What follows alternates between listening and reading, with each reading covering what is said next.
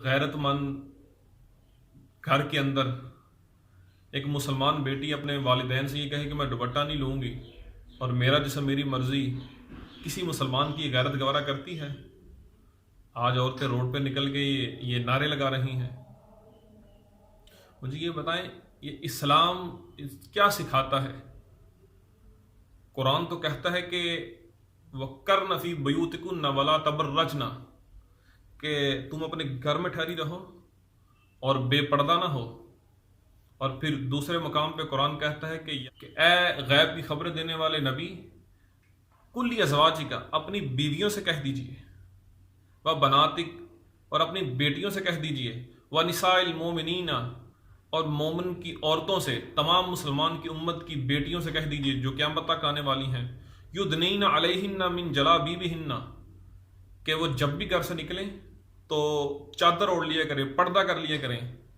حقوق، جتنا مقام، جتنی عزت، جتنی تعظیم، جتنا وقار اسلام عورت کو دیتا ہے، کائنات کا کوئی مذہب نہیں دے سکتا۔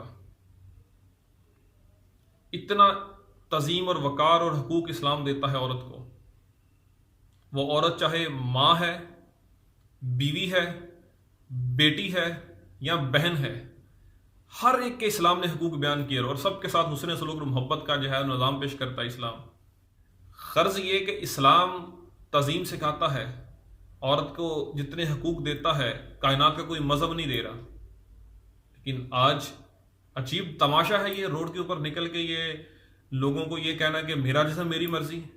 خدا را ہوش کرے، اپنے آپ کو پہچانے، اپنی عزت، اپنے وقار کو پہچانے، اپنے مقام کو پہچانے، اپنے مذہب کو پہچانے، اپنے معاشرے کو پہچانے، اپنے ملک کو پہچانے کہ ہماری جتنی تہذیب، ہمارا کلچر جو ہے وہ عورت کو کتنی عزت کے ساتھ جو ہے وہ ڈیل کرتا ہے۔ لیکن آپ جان بوجھ کے اپنا جو ہے وہ وقار کھو رہی ہیں۔